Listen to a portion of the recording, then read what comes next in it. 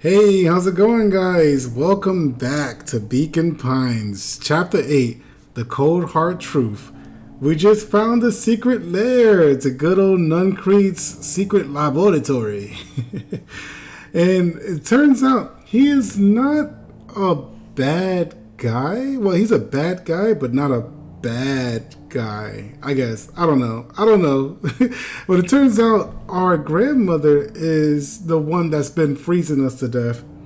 So she's really the villain, but she's the villain in a sense that she's trying to help. So an empathetic villain? I don't know. Let's get into it.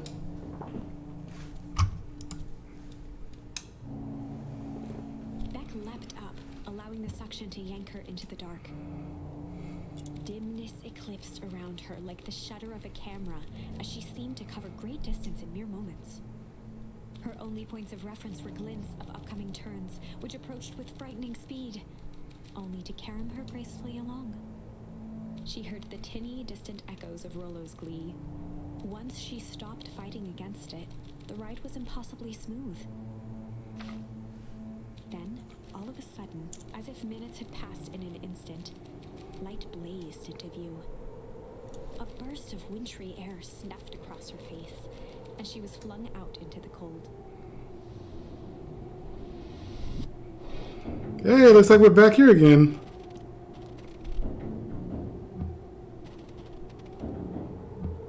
That was intense. Yeah. I think I might have parted with some fluids in there. Any idea where are we? Somewhere cold. Doesn't look like it got on any of us. He's still talking about his fluids. It didn't feel like we traveled that far. So where did it all go? This place sucks. Why would anyone even want to blow something up? And only one way to find out, I suppose. We gotta catch up to Nuncreed. I think he went this way. Catch up to Nuncreed. But I do want to see something real quick. He doesn't know. Yet.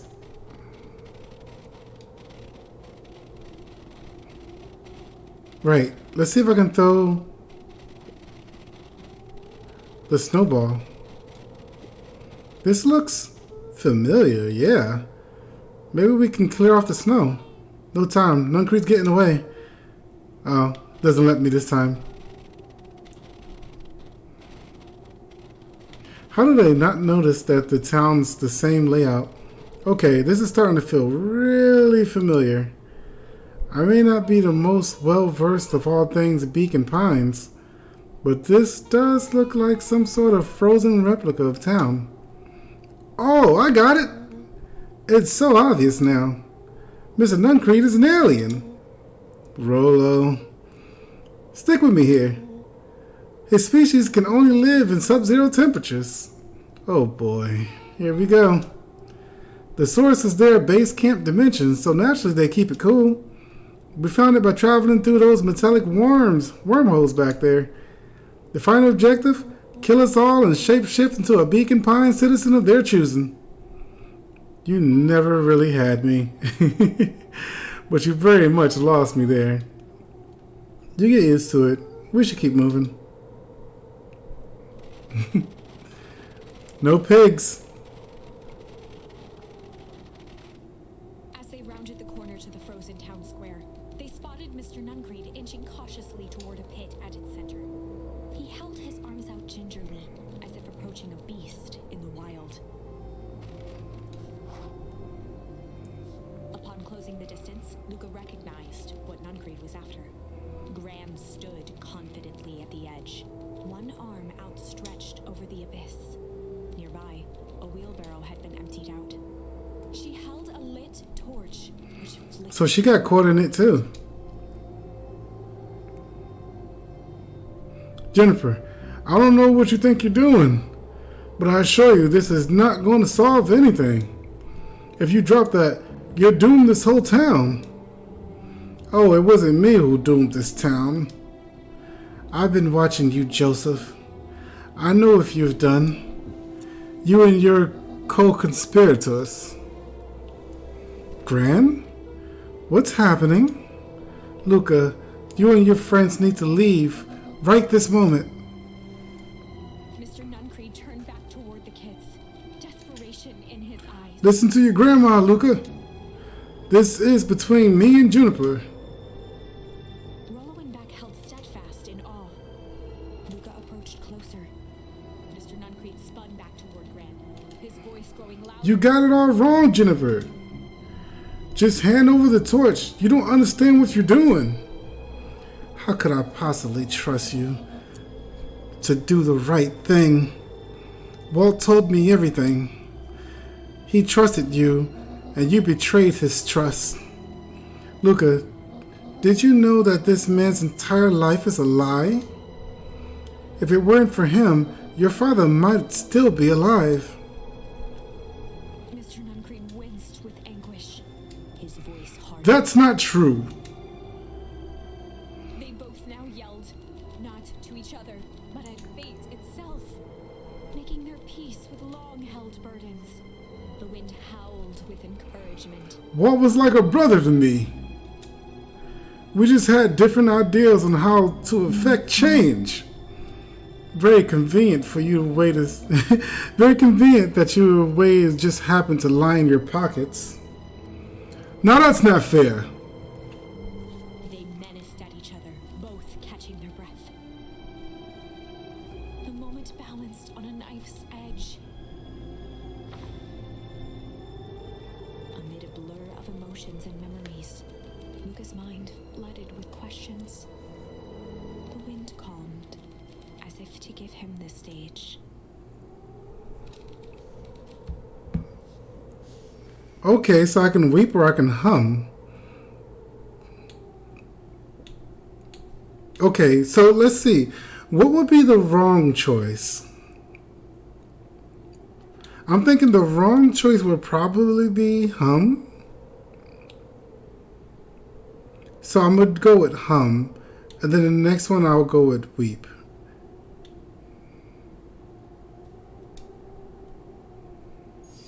And in the stillness, he began to hum.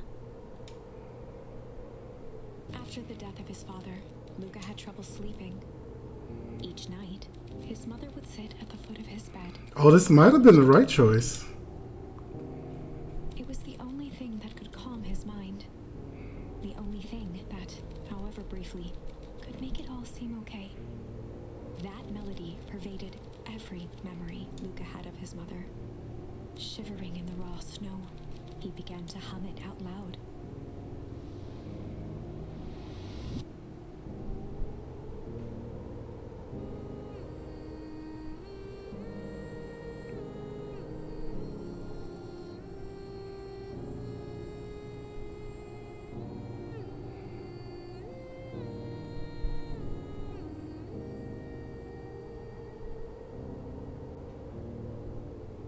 Gran lowered the torch, listening closely. As recognition slowly set in, her heart sank. Those countless nights of consolation, the incomparable loss they shared together. She let the torch fall to the snow and sizzle out. We stopped her. A few steps toward Luca was all she could bear before dropping to the snow herself. Through a flood of tears, she began to hum along, note for note.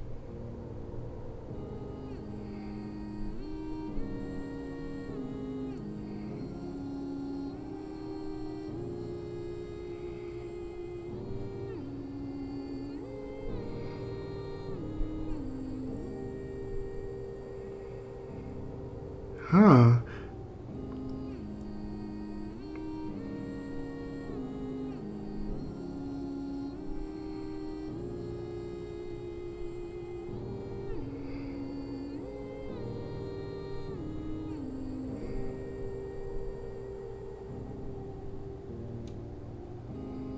Luca lifted his head in astonishment. The last time he heard that melody was the last night he saw his mother. How do you know? I'm so sorry, my little buckaroo. Buckaroo? The only people who call me that are my dad and your mother. Luca blinked through blurry, watery eyes, trying to see. Oh. He could just make out the impression of a familiar face. He peered across the snowscape. Not a grandma, but actual mother. Something about her was undeniably his mother. Only smaller, older, changed. Mom? That's right, buckaroo. Mom? Luca sprinted as fast as he could toward his mother. They held each other close, and the cold retreated from their Why is he scratching his stomach? Eleanor? I thought you were gone. You should have known I would never abandon my son. Eleanor looked down at Luca, tightening her embrace in an appeal for forgiveness. How? You're a smart man, Joseph. I thought you'd piece it together by now. You were exposed. Mom, I don't understand any of this. What happened to you? Where did you go? Why did you leave me? I never left you. I was always right here, Luca. Why did you lie to me? It tore me up, Luca, but I did it to keep you safe. I thought that getting answers would help us both move on. But the more I discovered, the more I realized the danger we were in. Until perennial harvest was stopped, it was better if everyone thought I was gone. You could have trusted me. These are bad people, Luca. They won't stop until they get what they want. And they don't care who gets hurt in the process. Then what do? We have to stop them. Joseph slumped into the cold, wet snow. They can't be stopped. This is too big. I tried beating them at their own game. I'm done fighting fire with fire. For the first time in a long time, her voice felt like her own again. No more lies. I see now. There's a better way to stop perennial harvest. The cold hard truth. Luca gazed down at Nuncreed with pity. He looked small. Joseph stared into the snow, as if searching it for answers. Come on, everyone. We got a party to crash.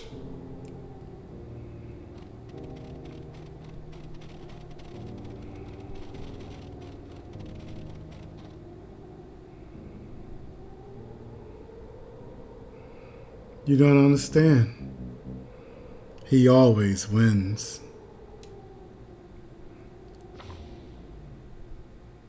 Chapter 9.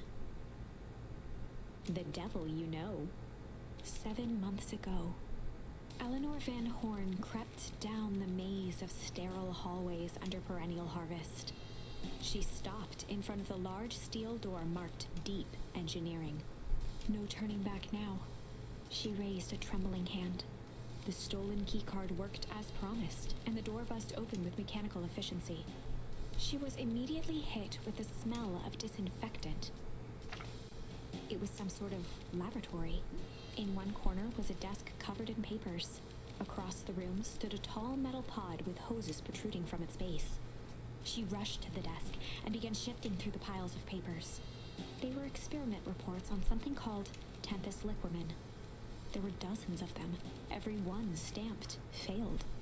Eleanor heard the sharp echo of footsteps approaching. She was out of time. Her eyes scanned the room, eventually landing on the strange pod. Muttering a curse under her breath, she dashed over and dove inside. Alright, before I continue this really looks like the right place to go. Oh, it looks like I actually can't choose anything else. Oh.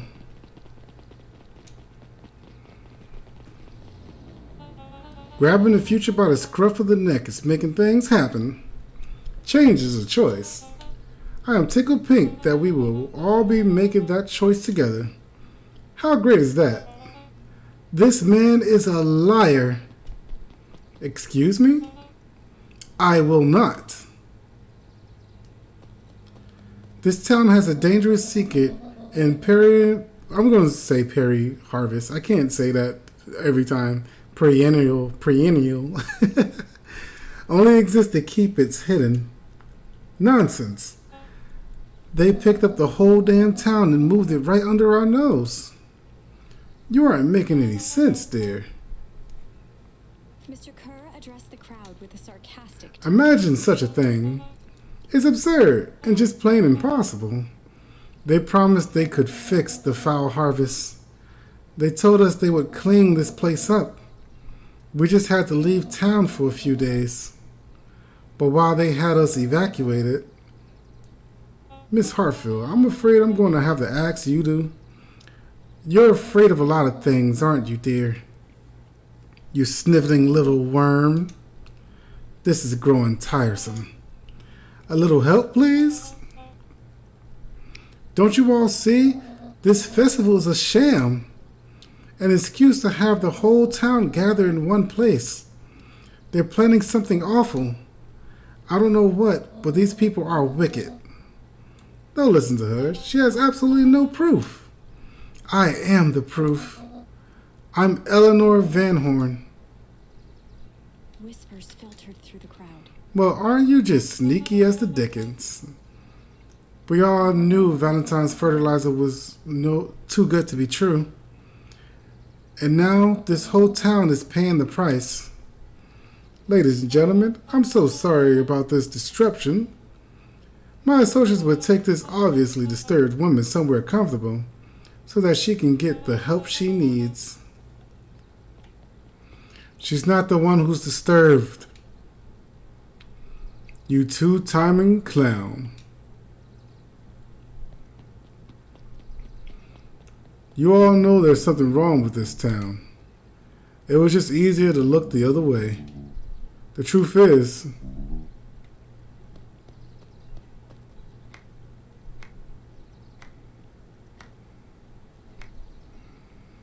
that's quite enough, Mr. Nuncreed. Torment dragged on Joseph Nuncreed's face. Yes, sir. Take them away. No, I want them to see this. Ah, the ever temptress Eleanor Van Horn. You've been quite the thorn in my side, like a weed that buried in where it doesn't belong. I must confess, you look dreadful. He paused for a moment, plucking a piece of fuzz from his sweater and discarding it to the ground. Consider yourself in rare company. You managed to pull me over on him. It won't happen again. I knew you had some sort of plan to disrupt our little party, but alas, I expected something a bit more impressive than incoherent rambling. No matter. Your failures are yours to bear. Mr. Kerr. Yes, sir. It's a shame it was cut short, but I thank you for your rousing obituary. I will take it from here. Yes, sir. Of course, sir. You have done quality work for me, William. You can look forward to a recompense we agreed upon. Kerr gave a bow of deference. Founder, you are most gracious. So, this kid is the founder, huh? Wow, there's so many different... You just never know. Oh my god, this is like a mystery book or something. You just absolutely never know where this is going to go. I'm kind of blown away. Gasps rippled through the crowd. Thankfully, we can dispense with the formalities from here on out. Solomon pulled a glass vial from his pocket. In one smooth motion, he downed its contents. A triumphant smile grew across Solomon's lips. You can all call me Sharper Valentine. No way. No way. He became super young? His body and face began to contort and expand as he disappeared into a belching green mist.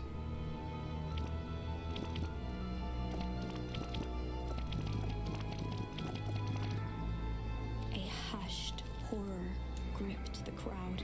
Oh my goodness. This is a story about change. Wait, no! Ah, so you didn't see that coming. Good. Sharper examined His clothes hands. changed too. Well, this is quite the improvement. Everything looks so much smaller now. Eleanor was right about one thing. This festival was a ruse. I wanted you all to witness my glorious return with your own eyes. Why does everyone look so downtrodden? This is a celebration, people. Maybe it would help if we set the mood. Mr. Kerr, be a dear and reveal the sign. Sharper Valentine Festival. Ha! Wonderful! Sharper choked out a crude squawk of a laugh. Frustrated grumbles sprinkled through the crowd. Sharper, you malicious bastard! Malice. I'm glad you're back so I can tell you to your face. You destroyed this town. We ain't gonna let you get away with it again. Sorry, this is not the time for audience participation. Some assistance, Mr. Kerr? William Kerr gave a subtle nod to the clipboards. You coward! Does anyone else have something to contribute? A helpless quiet settled over the I crowd. thought so. Did you all truly believe you could be free of me? A town of complete and utter fools. You people should be celebrating my return. You're clearly lost without me. And that leads me nicely to my children. Daddy? I gave you both the greatest gift a parent can give. The opportunity to prove yourselves in my absence. Squandered. To say I'm disappointed would be an understatement. But Silence, Augustus. An adult is speaking. I don't know which is worse, a son who is completely hopeless, or a daughter with such potential who inevitably lets me down. Harris, you failed me with admirable consistency. Thankfully, I was counting on it this time. Father, I have been wasting time, my dear. What have you accomplished? I was focused on cementing our legacy. Legacy? Who needs a legacy when you can live forever? But what about... It's alright, kiddo. I'm afraid you suffer from complete lack of imagination. There's just no helping it. Now then, where's Joseph? You didn't take the opportunity to slip off, did you? Ah, there he is. Everyone should give a hand. None of this would have been possible without Joseph. I think you've said enough. Nonsense. The people deserve to know how helpful and loyal you've been. I only did what I did because he left me no choice. You always had a choice, Joseph. You were simply too weak to take it. No matter. Cheer up. You are about to be rich beyond your wildest dreams. You should follow Mr. Kerr's example. When I found him, he was in a sorrier state than any of you. An aging actor desperate to recapture his youth. He played his part and soon he'll be playing the leading man again. Forever, in fact, if he remains loyal. That goes for all of you. Well, those who haven't already frittered away my goodwill, Beacon Pines is mine again. And I am willing to share its spoils in exchange for absolute loyalty. Are you saying William Kerr was never in charge of perennial harvest? Ha! You think that puffed up black skit could have accomplished all of this? Don, I suppose it's time for your big exclusive. Sharper addressed the crowd with indignant pride. He'd planned this moment for so long that now, at the deed's fruition, it almost felt frivolous. You see, I needed a figurehead to hold things down while I orchestrated my return. Someone to misdirect, lie, and blink this town for a spell. So I invented William Kerr. Take your bow, you earned it. Mr. Kerr flourished a preposterously elaborate bow. Patrick C. Montesquieu, dear PN extraordinaire, at your service. Founder, I just want to thank you again for this opportunity.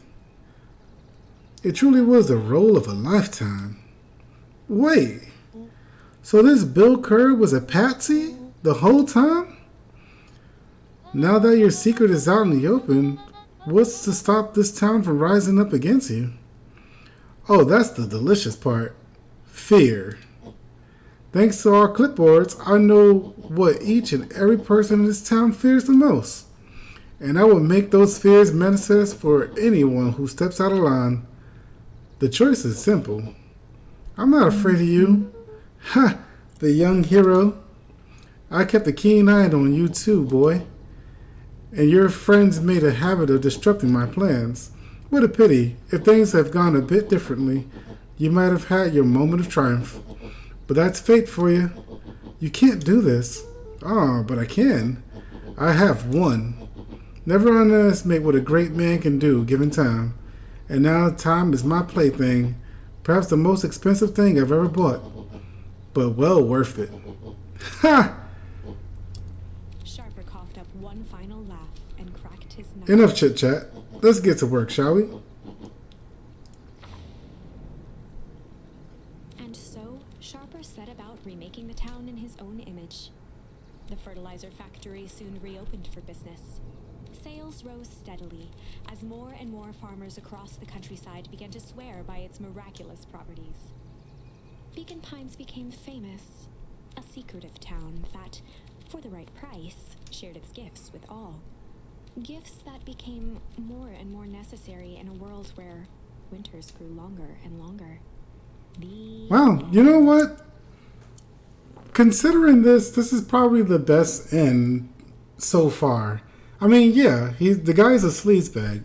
Let's, get that out of the way. But he did help the town. And sales grew rapidly, which means that the town did prosper. So, normal end? Kinda?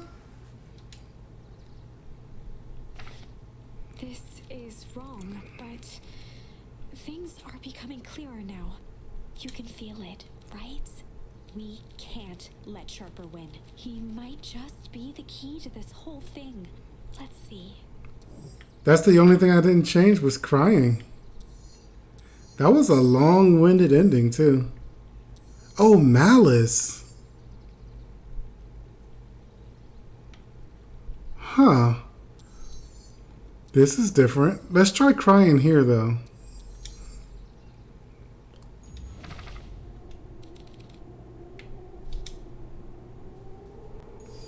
And in the stillness, he began to weep. It was all just too much. Falling to his knees, Luca whimpered softly. The tears crystallized as they hit the snow. Gran stared at Luca for a moment with warm sympathy, remembering why this was all necessary. This all makes sense soon, Luca. Then everything can go back to normal. I promise. She stiffened up and brandished the torch at Mr. Nuncreed. You can't hide behind those people any longer, Joseph. Once their precious source is destroyed, we'll see where their loyalties fall. Jennifer, don't!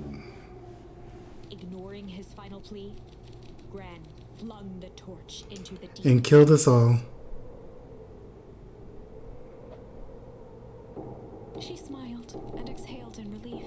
Mr. Nuncreed moaned in resignation. The torch echoed as it ricocheted down the hole, punctuated with a thunderous thud. You see, Joseph? I learned one very important lesson in life.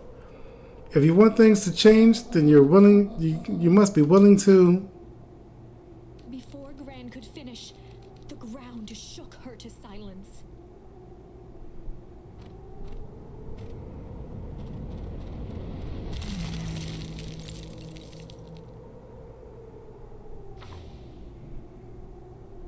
Gran only had time to spin around and run to Luca. Her attempt to shield him, an honorable but trifling act. Unflinching love, pitted against an unthinking horror, there was no contest. Her warm embrace froze in an instant. That is where they remain, fixed in place, forever.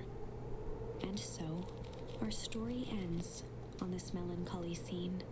In a town brought low by its secrets, sits the frozen statues of a misguided band of meddlers. The end. Well, that was dire. On the bright side, we finally Yep. found out where all the ice is coming from. Now, we just need to find a way to deal with a mystic unfounded Easy. force of nature. So that's it. Fire and ice. That's completely done. I guess we're just going to be 100% in this game. And now, time for some malice.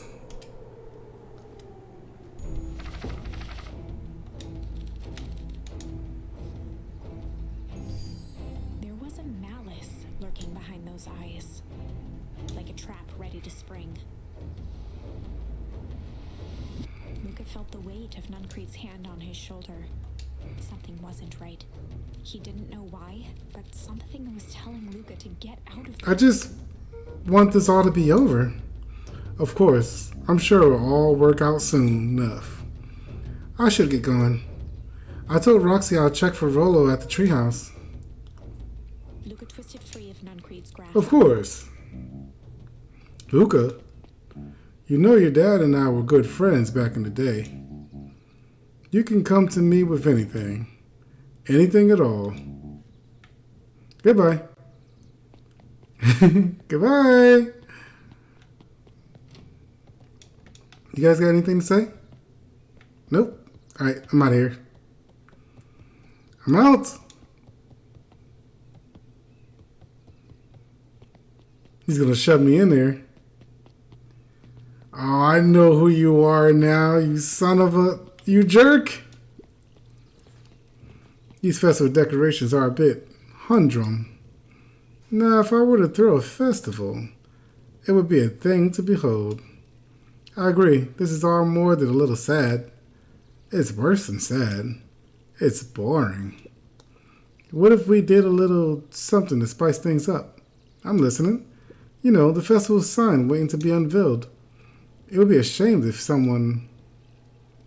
The two scurried off, eagerly formulating a plan. Oh, she's reading. He looked down and muttered in a gruff voice. Mama always told me my problems would look smaller once I grew up, but my problems always seemed to grow right along with me. Heavens, I sense big trouble ahead. I wonder what he has to say. Hey, Griffin, has Rolo been by? Haven't seen him all day. I'm sure he'll show up safe and sound. And when he does, tell him there's a strawberry chocolate double scoop waiting for him on the house. He'll like that. I forgot that he's captured in this one. So many different timelines.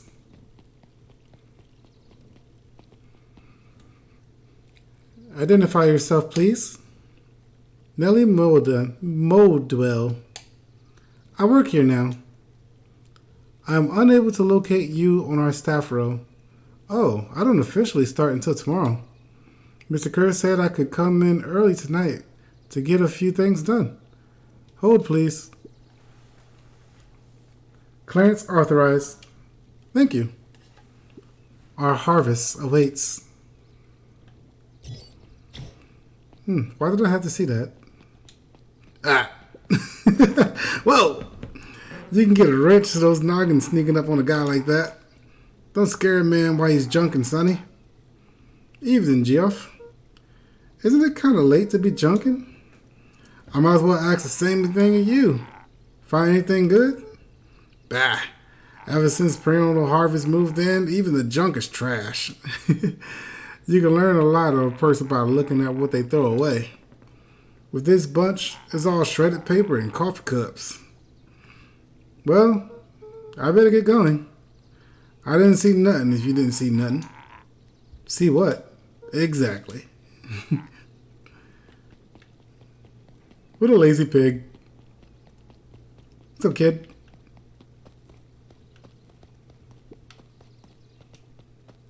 Hey, Judson. Have you seen Rollo come this way by any chance? Afraid not. And elusive as the fish in this here pond.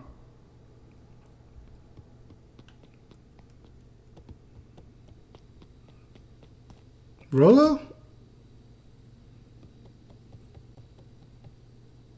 He aired a long holler. Rollo!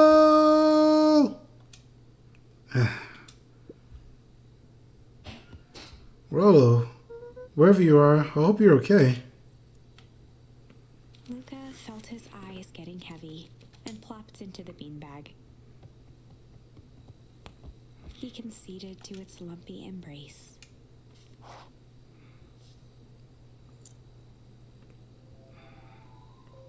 Once again, Luca found himself in a vast black expanse.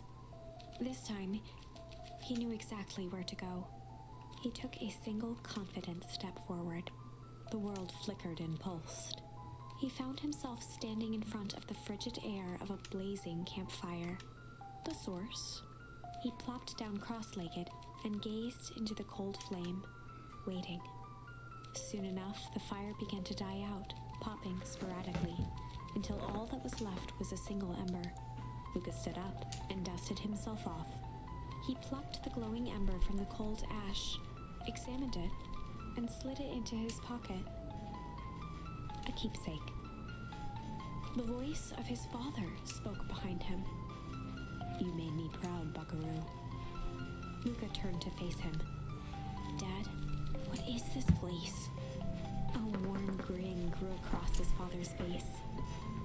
"A place where everything that has been and everything that could be all wait together." Luca found himself staring at his father's face, trying as hard as he could to memorize every single detail. Wait? For what? Another voice spoke out as Luca's doppelganger stepped forward. "That's up to you." Without knowing why, Luca began to weep. Is any of this real? Are you real?" Luca's father bent down to smudge away a tear. "Of course. I'm as real as the part of you that misses me." Luca turned to look at the older version of himself. "And you?" The doppelganger choked back tears. "I'm as real as the part of you that's angry." Oh. Does that make sense? Through his tears, Luca laughed. "I think so." His father pulled him in for an embrace. "Time to go, Buckaroo." Luca was startled from his dream by a banging on the floor. Are you there? A commanding voice rumbled from below. Just as Luca sprang to lock the entry hatch, the door knocked open. Chapter 5. Danger. Oh, now who is this? Luca stumbled back. He heard the rope ladder creak under significant weight. Keeping his eyes fixed on the hatch, he inched backward to the balcony. As his hand grasped the door handle, Luca froze. A large figure clumsily wriggled. Okay, now who could this be? Oh! Stop right there. Or I'll... Well, this is a first. Jeez, I know it's dark and all, but I figured you'd recognize me. Who are you? No way. No way. Is that... Rollo? The large figure cocked its head inquisitively. Stop now, or I'll clobber you with a baseball bat. Whoa, whoa, whoa, take it easy. Luca, you need to get your eyes checked. It's me, Rollo. Nice try, but I know you aren't Rolo. You're like one of his random uncles or something. Where is he? Uncle? Luca, quit messing around. It's me. If it really is you, prove it. Flamin' Chicken Coop Luca. Luca's jaw dropped. He peered more closely at the man standing in front of him. Something about him was undeniably Rolo. Only bigger, older, changed. How? What happened to you? When I was running away, I ran into some people in those yellow suits. They grabbed me and dragged me away. What? Where did they take you? Don't know. They threw a bag over my head. It was cold and smelled like a swimming pool. I think it was an underground lab or something. They made my hands all big. Look. Rolo proudly presented his hands to Luca. Pretty sweet, right? I mean, it wouldn't be my first pick of a superpower. But beggars can't be choosers. Rolo, it wasn't just your hands. My feet too? Dang, Pa just made me new shoes. Wait, Luca, why are you so small? Luca moved to the side and pointed Rolo to his reflection in the balcony window. What the? His hands shot up to his face. Holy Toledo? Holy Toledo? Rolo, what did they do to you? They made me drink some sort of green crud. Ill? Actually, it wasn't too bad. It kind of tasted like licorice. Licorice. Why does it say licorice? Is that how you spell licorice? I passed out and woke up like this. Oh, is that why the founder is always eating that black licorice to stay a kid? That's crazy. And then I sort of smashed open my cage and escaped. Whoa, you smashed open a cage? Kinda. At least I think I did. It's all a bit of blur. They had you in a cage. Who are these people? I don't know who did this to you, but we're gonna fix it. Fix it? This is awesome. Well, I'm just glad you're safe now. Luca, you don't need to worry about me. Sure, I got snatched, but look at it this way. I got snatched. I know where snatched people go. You may finally have a lead on what happened to your family. Maybe you're right, but this all seems dangerous. Danger? Ha! Rolo shadowboxed a few jabs. I'll take them all on. Hey fellas, what's up? With a yelp, Rolo dove Ah! for Luca. Take cover! Did I come at a bad time? Who the heck are you? This is Beck. Sorry, something truly bizarre just happened and I need help. I didn't know where else to go. So you're just hanging out with your large adult friend? No, this is my buddy Rolo. This is your missing friend? One and the same. He seems a little old. I'll have you know this is a recent development. What the heck does that mean? Oh, I'm sorry. You're the one who just showed up out of nowhere. So we'll be asking the questions here. That's fair. How did you find us? Your silly little treehouse? I think you mean our silly little mission control.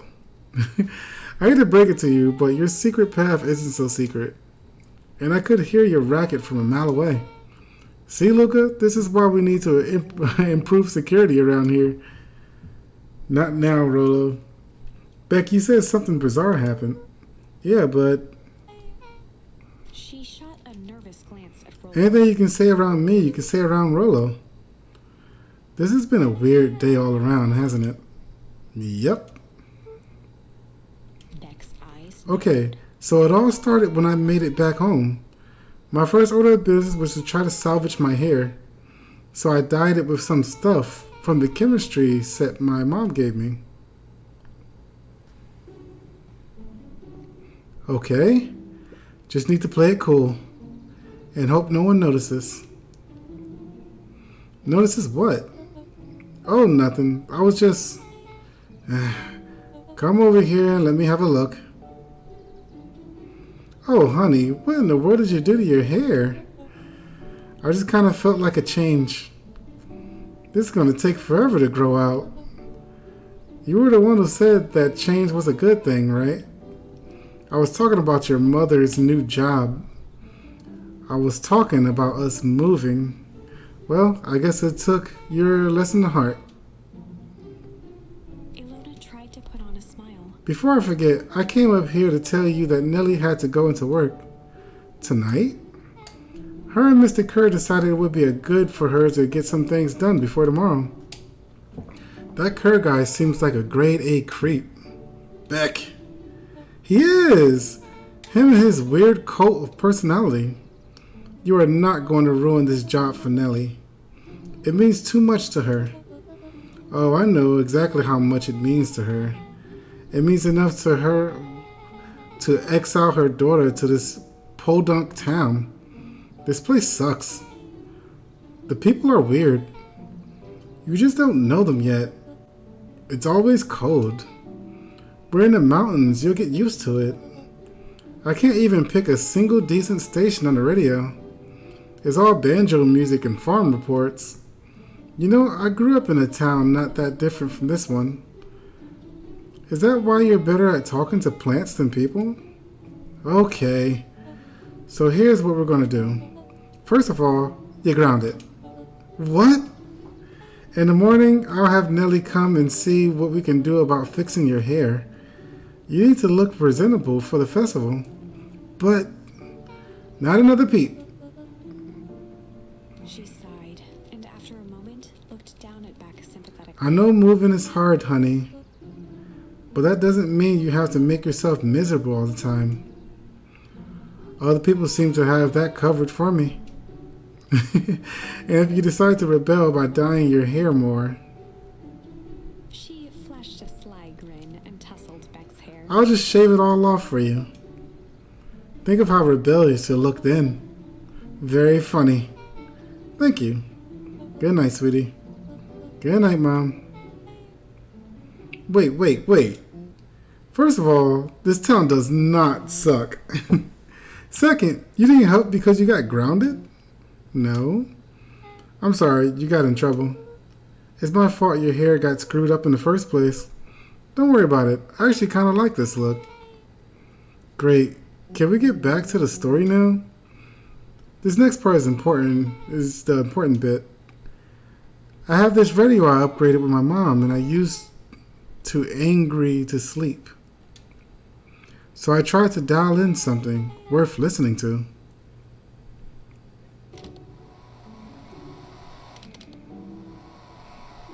Mr. Kerr, are you there?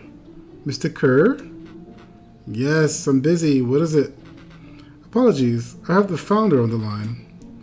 Patch him through immediately. One moment. Hello, sirs. Nice to hear from you.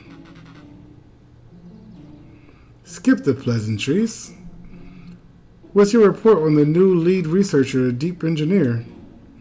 Nellie Moldell seems to be integrating nicely. At this very moment, she's working to help us meet our deadline.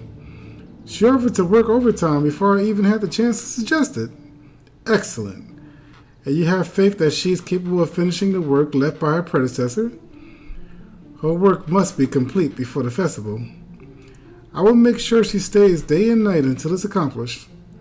Good. You know how I feel about loose ends. Yes, sir. Once she has finished the work, we need to make a determination regarding her long-term prospects in the company. Immediately, sir? I usually have more time to fully bring people into the fold. We are in the endgame, Bill. After your failures with Dr. Prescott, I can't afford to take any risk. Of course, sir. No loose ends, sir. Once she finishes the work, she will either leave the office completely committed to paranormal horrors, or she won't leave at all. Perfect. Sir, if I might suggest, maybe we should delay just a bit. Oh? It's just, we seem to be rushing to hit the festival deadline. And rushing into things has caused some issues in the past. I see. Please understand that I just want what's best for you. I'm eternally grateful for all that you've done for me. Bill, I'll make this very clear to you. I brought you in to make things run smoothly, not to have opinions. Of course, sir. Chin up, Bill. You are only a few days away from having everything you ever dreamed of. Yes, sir. Thank you, sir. Whoa. Yeah. Just so we're clear, when they said loose ends, they were talking about murder, right? Like actually killing someone? Capital murder? Luca gave Rollo a quick elbow to the ribs. Who is this founder? I was hoping you guys know. Nah, as far as we know, Kerr is the top banana of Paranormal Harvest. He sounded scared of this founder guy. So we have an even topper banana on the field. What the hell is my mom caught up in? Has she talked about this job that much? Not really. She said she was going to come in and continue the work of someone she respected. Luca, do you think that body at the warehouse was the person Beck's mom came to replace? That would make sense. Beck, it seems like Nellie's predecessor got, loose-ended. I'm getting that impression. Okay, so we need to get your mom out of there before the festival begins. That's 2 days away. Won't you just come home after work? The creep on the radio said they were going to hold her until then. So if she's not coming out, we gotta go in and get her. Beck flicked a large sheet of paper out of her pocket and slammed it on the floor. Maybe this'll help. You have blueprints? Well, it's really just a welcome mat for my mom's PH orientation day. But it shows the layout. Sure looks like blueprints to me. Look, here's the reception area. There's a big room marked founder office. It even has an exit marked. Guys. We have a deadline. We have an objective. We have blueprints. You realize what this is, right? Started to wiggle with excitement. I think we're heisting.